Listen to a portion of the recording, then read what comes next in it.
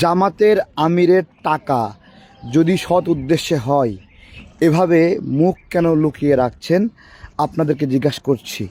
কয়েকটা প্রশ্ন আসছে। উনি একবার বলছেন 50 লাখ, একবার বলছেন 50 লাখের উপরে, একবার বলেছেন 60 লাখ। অর্থাৎ টাকার অ্যামাউন্ট কি উনি নিজেই জানেন না। উনি বহন করছিলেন, উনি বলছিলেন ব্যবসার টাকা, গার্মেন্টসের ব্যবসা। কি গার্মেন্টস এখনও জানা যায়নি। আসলে আমার প্রশ্ন হলো, মুখ কেন লুকাচ্ছেন এবং কি গার্মেন্টসের ব্যবসা?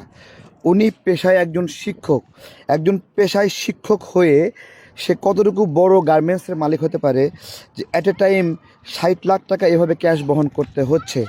নির্বাচনের কারণে বাংলাদেশের বিভিন্ন শিল্প কারখানা ইন্ডাস্ট্রি সব কিন্তু বন্ধ এবং গাড়ি ঘোড়াও বন্ধ প্রায়।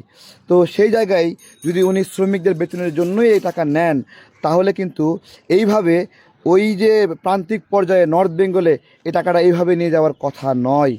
এখন এই প্রশ্নগুলোর জবাব কিভাবে দেবেন সেটা ওনাদের বিষয়, কিন্তু মুখ লুকাচ্ছেন এইটা কোনো স্বাভাবিক বিষয় নয়। ঢাকা 12 আসনের প্রার্থী আমি, তারেক প্রজাপতি মার্কা। আমরা এখানে যিনি নির্বাচন করছে জামাতের, তাকে এই রাজনৈতিক পরিমণ্ডল কোনোদিন এদেশের এই এলাকার মানুষ দেখেনি। তার কোনো বক্তব্য শুনেনি, তার কোনো মতামত শুনেনি। এমনকি রাজনৈতিক প্রচারণায়, নির্বাচনী প্রচারণাতেও তিনি এখানে কোনো প্রচারণাতে এই এলাকার মানুষ সরাসরি দেখেনি। শুধু টাকা দিয়ে লোক ভাড়া করে বিভিন্ন জায়গায় বড় বড় ব্যানার, ফেস্টুন, লিফলেট দিয়ে ভরিয়ে ফেলেছেন। এই যে টাকার খেলা নির্বাচনে, গতকাল রাত জুড়ে আমরা দেখেছি সারা দেশে জামাত নেতাকর্মীরা কীভাবে টাকা নিয়ে বিভিন্ন জায়গায় ধরা খেয়েছে। এইভাবে টাকা দিয়ে এদেশের মানুষের ভোট কিনে নিয়ে তারা 54 বছরের দায় শোধ করতে চায়, বাংলাদেশের ওপর প্রতিশোধ নিতে চায়। ভোটারদের উদ্দেশ্যে বলবো, কিছু টাকা পেয়ে এই যে দেশের বিরুদ্ধে যুদ্ধ করেছে, দেশের মানুষকে লাইন করে দাঁড়িয়ে হত্যা করেছে, লক্ষ লক্ষ মানুষ গণহত্যার সাথে জড়িত। যুদ্ধ আর গণহত্যা কিন্তু এক জিনিস না।